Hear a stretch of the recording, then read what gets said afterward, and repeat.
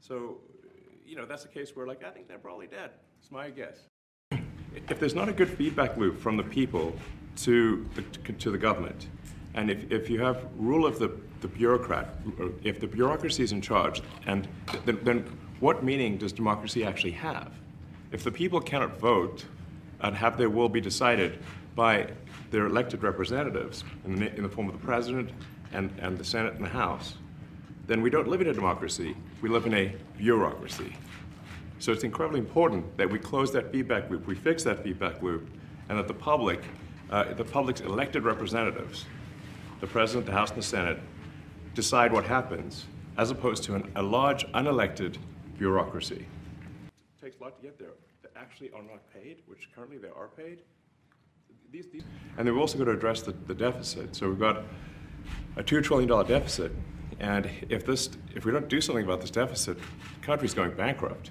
I mean, it's really astounding that the interest payments alone on the national debt exceed the Defense Department budget, which is shocking, because we spend a lot of money on defense.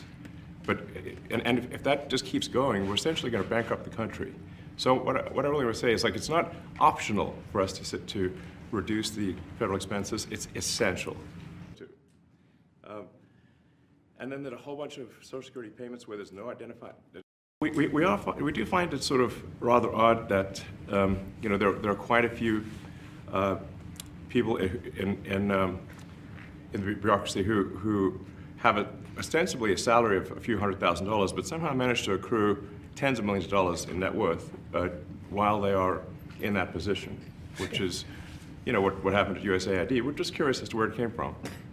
Maybe they're very good at investing, in which case we should take their investment advice, perhaps.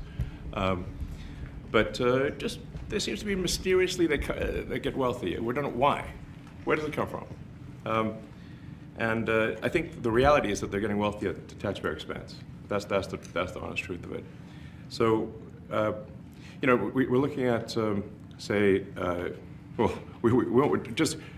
if you look at, say, Treasury, for example, basic controls that should be in place, that are in place in any company, such as making sure that any given payment has a payment categorization code, that there is a comment field that describes the payment, and that if a payment is on the do not pay list, that you don't actually pay it. None of those things are true currently.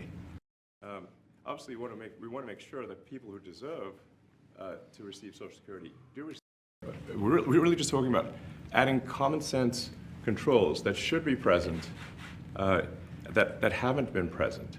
So you say, well, how could such a thing arise? That seems crazy. When you understand that really everything is geared towards complaint minimization, so then you understand the motivations. So if people receive money, they don't complain, obviously.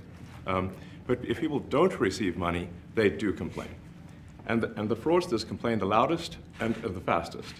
So then when you understand that, then it makes sense. Oh, that's why everything they approve all the payments at Treasury. Because if you approve all the payments, you don't get complaints. The federal bureaucracy just makes sure that this, obviously there need to be a lot of people working for the federal government, but not, I mean, these things, it's just common sense. It's not draconian or radical, I think. It's really just saying, let's look at each of these expenditures and say, is this actually in the best interest of the people? And if it is, it's approved. If it's not, we should think about it. So, if people can retire, with full benefits and everything, that would be good. Your detractors, Mr. Musk. I have to what? Including a lot of Democrats. I have detractors? You do, sir. I don't believe it. Say that you're orchestrating a hostile takeover of government and doing it in a non-transparent way. What's your response to that criticism? Well, first of all, you couldn't ask for a stronger mandate from the public. The public voted, we have a majority of the public voting for President Trump. We won the House, we won the Senate. The people voted for major government reform.